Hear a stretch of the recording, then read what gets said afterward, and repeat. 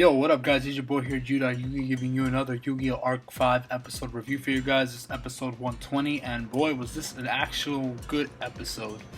I gotta say, this episode was so good. I'm really glad that it turned out really good. It was actually quite emotional, really intense, and the animation was just absolutely perfect in my eyes. I don't think I saw anything that was off, maybe a couple little things, but like the animation was just on point, which made this episode all the more great.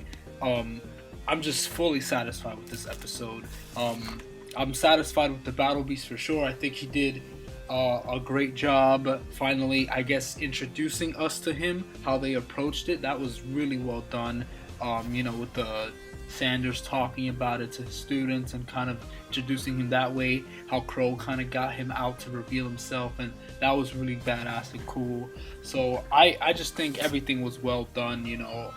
It was pretty much a pretty perfect episode, honestly, and he was very strong. I mean, I don't think they even, they barely touched him at all. I mean, he got touched like one time, the Battle Beast, by Yu-Gi-Oh! When he attacked with Odd Eyes, but he was pretty much untouchable, throughout the duel. The Battle Beast was just special summoning like crazy, special summoning all his Gladiator Beast, and I mean, I remember that, they were fast back in the GX era, in the competitive, world and stuff, but I never, I don't know, I just never really picked up the deck, or I guess I was just more into elemental heroes, so I kind of stuck with that. But wow, they were just summoning each other fast, swarming the field, fusion summoning. It was really great. That is a really strong deck. I mean, I already knew it was, but just seeing it, animated, it just was great to see the Gladiator Beast, return, from such an old era. They never got a chance to be in the anime, obviously, because Judai was the only person who could do contact fusion at that point of the series, and I'm assuming they didn't want to give someone else contact fusion also, because then that would kind of take away Judai's credibility, since he was the first person to fusion summon without using a polymerization spell card and to fuse monsters from the field, shuffle them back to the deck and stuff like that. So Judai was the first, so I'm just glad that they kind of brought that in here. It's a very strong deck, very powerful, very fast, very destructive, just swaps in and out. I remember they used to call it the tag out deck or something like that. The reference is like in, I think, in wrestling or something, where there's a wrestler on the field and then you could tag out to switch out to one of your other team members, and that's kind of how they work. They tag out at the end of each battle. They would return back to the deck. It would get shuffled and they would summon another one straight from the deck. So they just tag each other out, swap. So it was super fast, super aggressive, and they had some good effects, and they were just popping cards left and right. And the Battle Beast was just activate his continuous trap cards, which prevented them from being destroyed by battle, but he would take double the battle damage. He also activated this other trap that every time a card on the field is destroyed, on their opponent's side of the field is destroyed, he gets to inflict 500 points of damage. So that's what he was doing. He was activating his Gladiator Beast monsters to pop Yuya's and Gongenzaka's cards on the field. He popped Yuya's Odd Eyes monsters, his Pendulum monsters.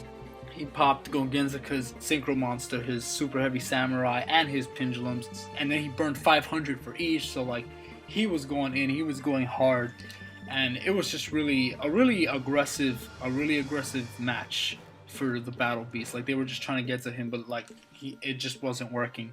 And I kind of went ahead of myself, because I'm trying to get, since the Battle Beast was the important part. But what happened before the duel between Yuya, Gongenzaka, and Battle Beast was actually pretty interesting. So, as we know, the stupid Academy people, whatever, they got carded very easily. We didn't get to see how. The cards were already on the floor. We didn't see anything. So then we got Crow and Sawatari kind of running through the jungle while the Battle Beast is in the trees hiding, coming right after them. And Crow pretty much realizes that that Sawatari doesn't have a chance to win against this person, and neither does he. He kind of comes to the realization that this person is too strong, whoever that is too strong, and he can't even survive. So, at first I was kind of like, oh, really? Come on, you're really strong. But, whatever. I get it. They're trying to build up this character in this short amount of time, so they're trying to make him seem strong and powerful, which he is. So, Crow does something pretty interesting. He attacked Sawatari directly with his Raikiri, and then he broke his dual disc on purpose so that Sawatari wouldn't have to duel anymore and he wouldn't get carded. And he said, "Oh, I'm gonna handle this myself," and he pretty much sacrificed himself in a sense. So Crow, in his last efforts to try to knock out this battle beast, he activated a trap card called Black Feather Last Duel or something, which we didn't see the card's picture or the effect, but based on how the ending was, Crow's life point hit 0 and then the battle beast went down to 100. So I can assume that it's some sort of burn card that does damage to both players, but it wasn't enough to knock the battle beast out. So I kind of wish I got to see that duel a bit, because if he got him down to 100, that's still very impressive, but I would have liked to see how that happened, or at least see what that trap card actually did do, but we didn't get to see that. But it was still very interesting.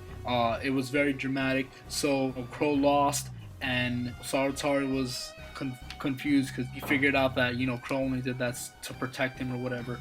So then the battle beast comes and then he gets on top of Crow, presses, I think, his legs or whatever on top of his chest or his abs or whatever it is, and crushes it. So you see the intense pain that Crow's feeling because he pretty much crushed his bones, and that was really brutal actually. And then the battle piece pretty much is about to card Crow right there, and then Yuya and Gongenzaka come in. Yuya's screaming for Crow, you know, worried that he's gonna get carded, and so is Sawatari, and he was crying too, and he was yelling. He was like, "No, don't die," or whatever.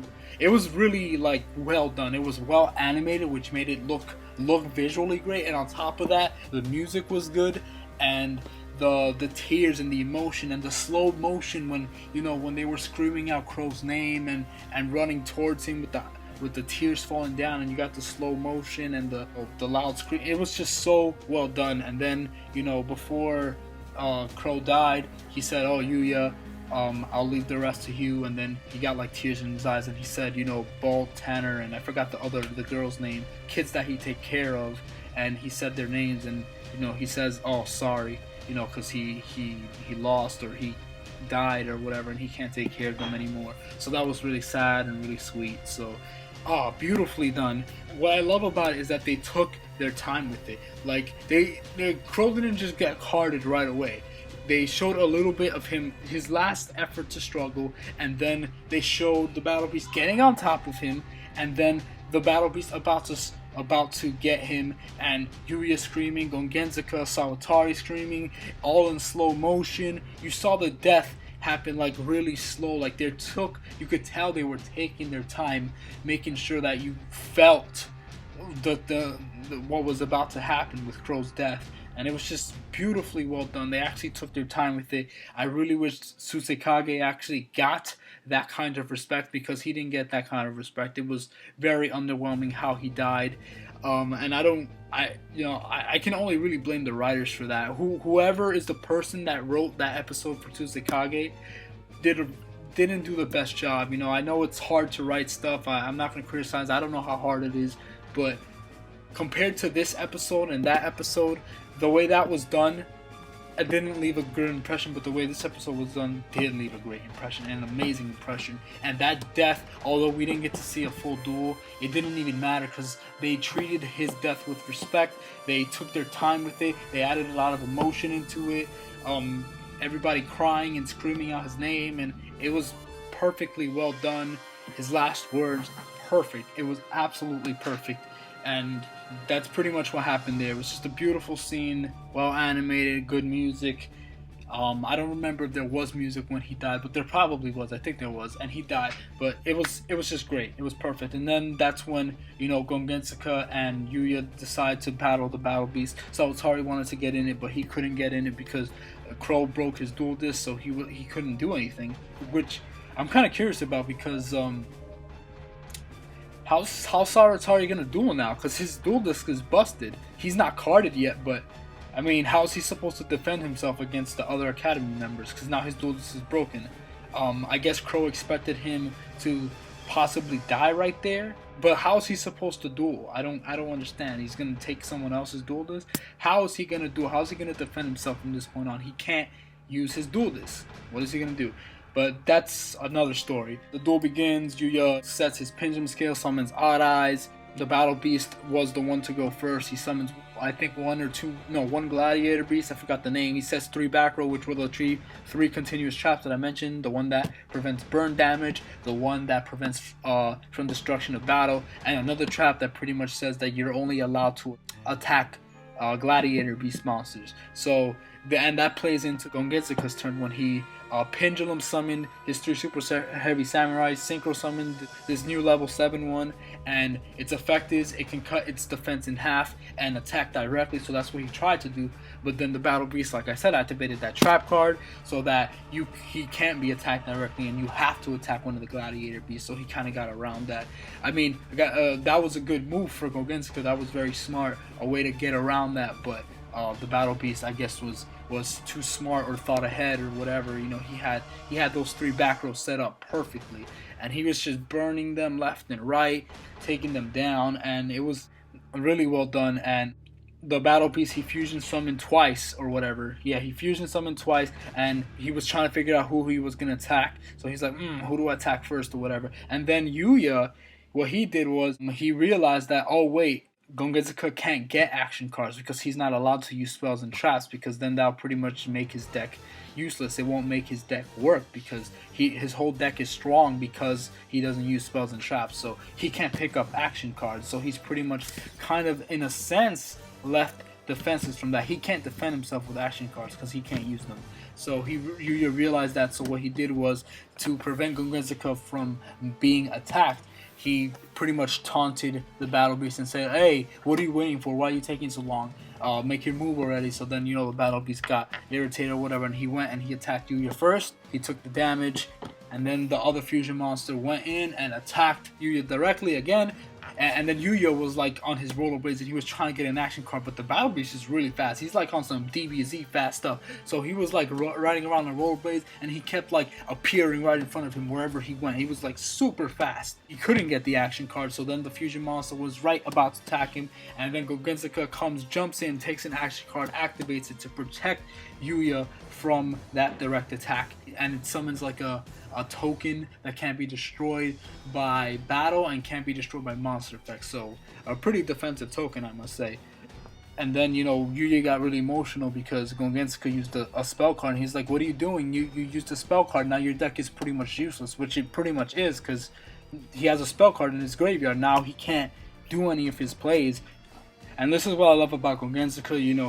He knew that this was going to be a major weakness, but he loves and cares about his best friend, and he didn't want to see him suffer. He didn't want to see him die. So he sacrificed himself in the duel in a way to prevent his best friend from, being taken out.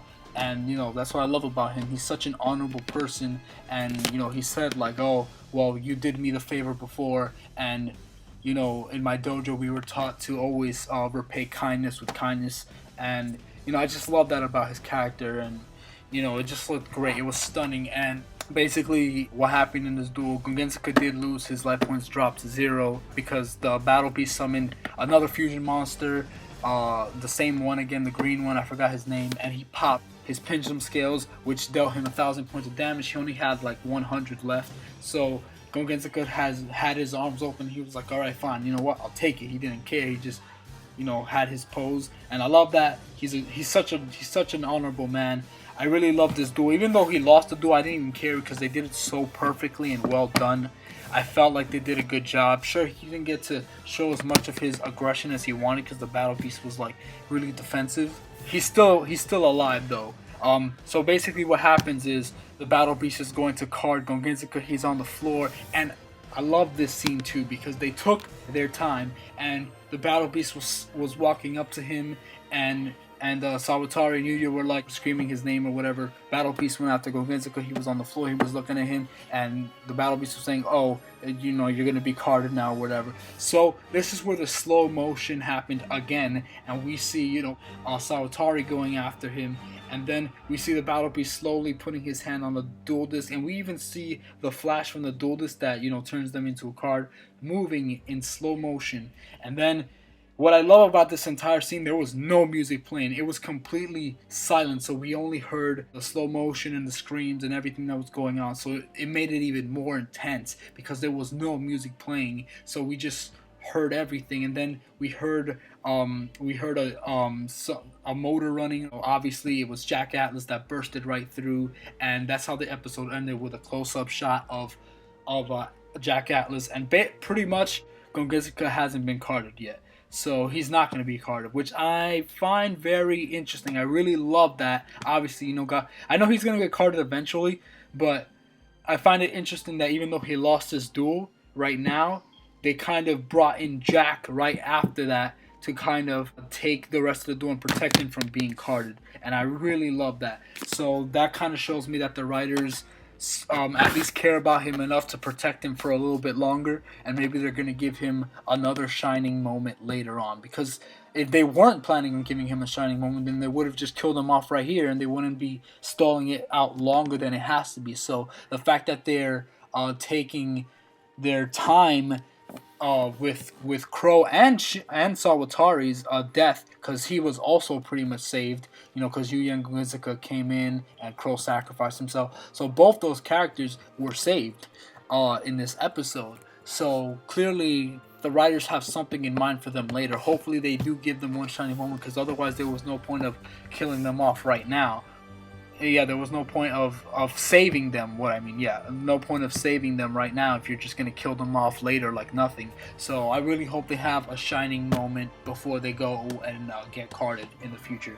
And that's pretty much the episode. It was really great. Another really cool scene that I really loved, a good Sawatari moment for me, is after Crow got carded and his card fell on the floor of the Battle Beast, like a disrespectful whatever that he is, he put his foot and he was gonna step right on the card, and then Sawatari came running in. He had tears running down his eyes, and he got the card on the floor, rolled on the floor, and then he basically had the card in his hand and he was crying. He's like, Crow, you didn't have to do that, you didn't have to be try to be cool or whatever, and he was just crying on it, and he just felt so bad. And I love it because Sawatari actually showed a lot of emotion in this episode, and that's something I don't see too often from him. But he actually really, really cried and felt bad for him. So did Yuya, and it was just so well done. The emotion was so great. This was a fantastic episode.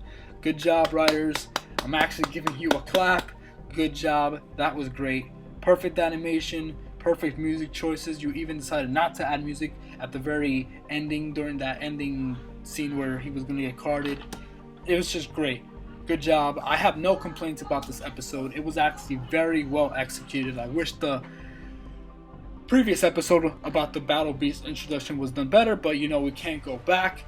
But I acknowledge the fact that this episode was actually really amazing, and it was great. And I hope they can keep this up for other important deaths in the future, and other important, I hope they keep this up, because I really want Arc V to end amazingly. Like, the ending of Zexal was just amazing with all these deaths everywhere, and it was just all so emotional and impactful. I want that in Arc V, if possible. I want that in Arc V. This episode really did deliver, and I hope they keep it up, but I guess we'll see about that. But yeah, that's my review, guys. Hope you guys enjoyed. Next episode, like I said, we're going to see Jack, and he's going to help Yuya duel against the Battle Beast, and I'm assuming this is going to be the end of the Battle Beast next episode, or the episode after that. So yeah, it's going to be really great. I can't wait to see it. I appreciate you guys so much for watching. It really means a lot to me that you guys keep up with my reviews and actually watch it. I really do appreciate it. It means a lot to me. God bless you guys. Thank you guys for everything. Gotcha!